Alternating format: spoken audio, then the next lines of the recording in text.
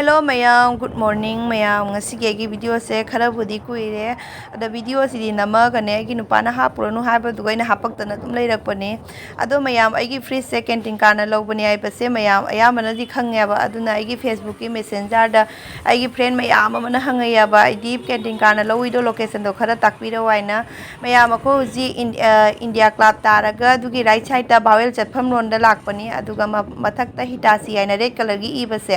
red color gi leibase asigi makhar chu meiti rongi mayekta angkhuraina leibani duga jengu side ta sudum studio kaina leibase asigi dukal ji ga changdoini ado mayam asigi dukan ji ga leiba pochai puna mangne canteen card na loba yabani mayam asida mayam leire ko aina pamnamna warpol ki 4 star natraga 5 star ja pamambane aduga asigi se 3 star oire duga inverter connect toba yaina asida leire ba du inverter na kum inverter aina leibase 10 year warranty su pire to one service di ai lo gaina laksa bane ba Panasonic su leis da si puna max leba ko adagi bukol aba voltage sai mare ko LG ki sinama 4 star ki LG je yam tang ne si se 20,000 1820 dumaina ta si se Samsung ki su leire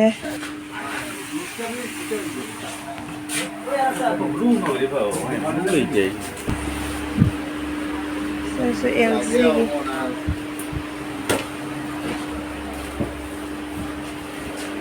así है 3 star so voltage की 3 star और पूरी इसका 2 star हम चला रहे así की और 2 star से ना मु stand जाओ देवाนี่ยาม PS ดิ stand जाओ दे TV su TV ke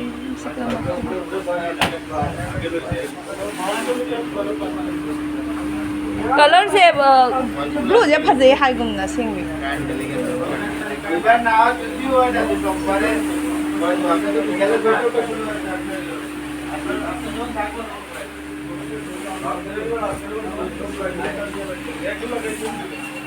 Oh my god aigi junga building mathon tara hura kanda asigi free se thamjage ko hojiki oina di oh my god upu ni ne upu dong to ine sitia ba building mathon tara hura kanda si asigi free se thamge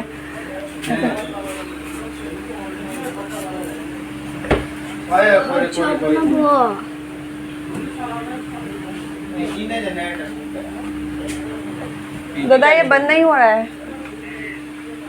busy तो होना वहाँ से ना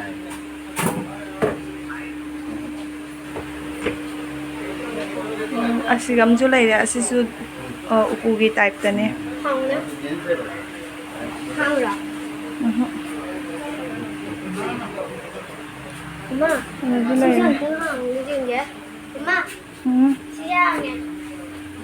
हाँ उन्हें दो block तारा करने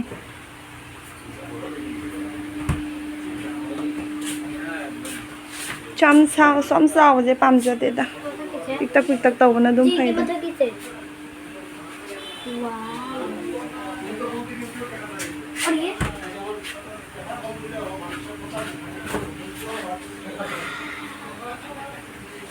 और ये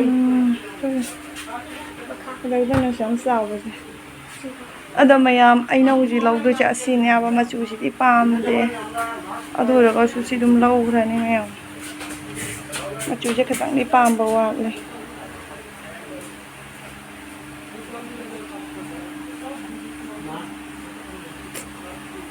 tang di pam wa le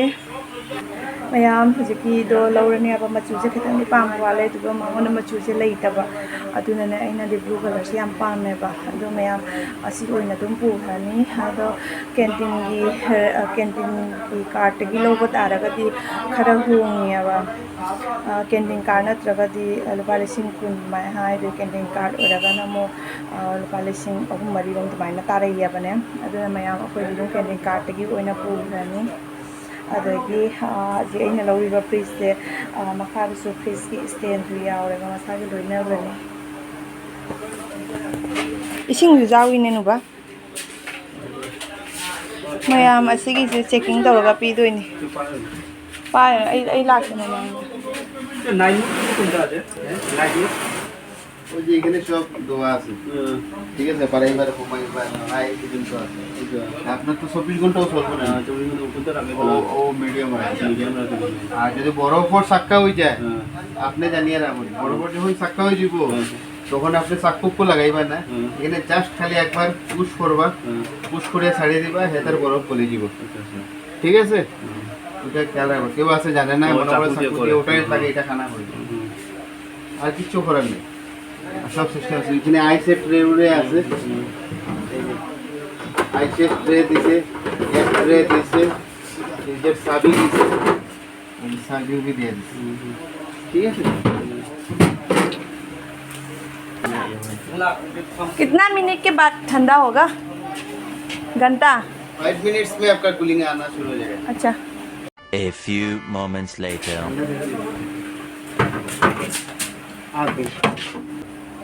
ठीक है हाँ हाँ बस यही चेक करना है और कुछ पूरा तो अभी ठंडा हो जाएगा हमको ठंडा हो जाएगा बेटर टेक्नोलॉजी है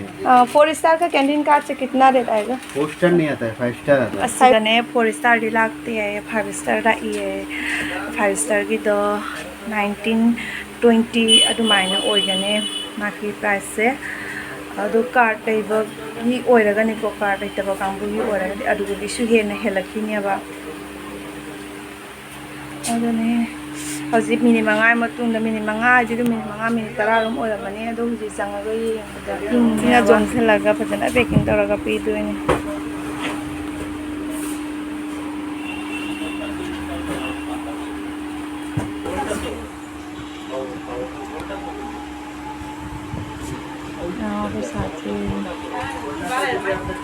ꯁꯤꯗ ꯑꯣꯟꯂꯥꯏꯟꯁꯨ ꯌꯥꯗꯦ ꯀꯦꯁ ꯅꯠꯇ꯭ꯔꯗꯤ ꯌꯥꯗꯦ ইনস্টল করে ওখান আপনি ইনস্টল লাগেন ইনস্টল আসতে লাগেনি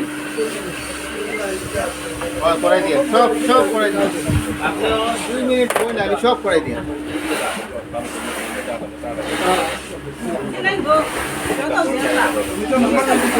কোনটা বই উল্টা আছে তো আপনার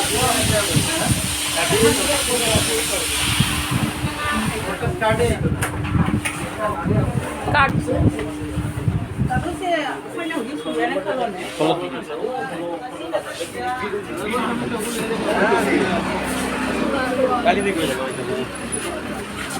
গাড়ি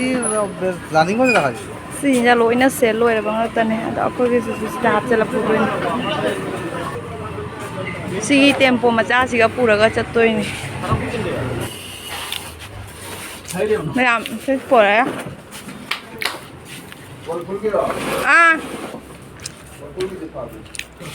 ꯀꯦꯟꯗꯤꯟ ꯀꯥꯞꯇꯤ ꯂꯧꯔꯛꯏꯕ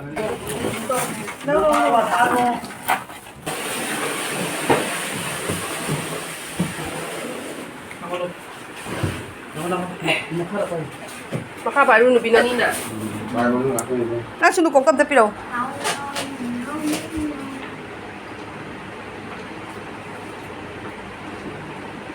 Ano to ini diba? Luckily po sa amin Ama sa tapay na lumuni. imong dana anong sange akhoi thogin ban di wang mani ne imong dana anong sange ha akhoi chiara da lai ya sia ji loksan man na ngau re nong na pung cho cho le lao lao ne ha khoi muni ne mai na na ga bol chana ba da gi bol se ma kha ta khra ba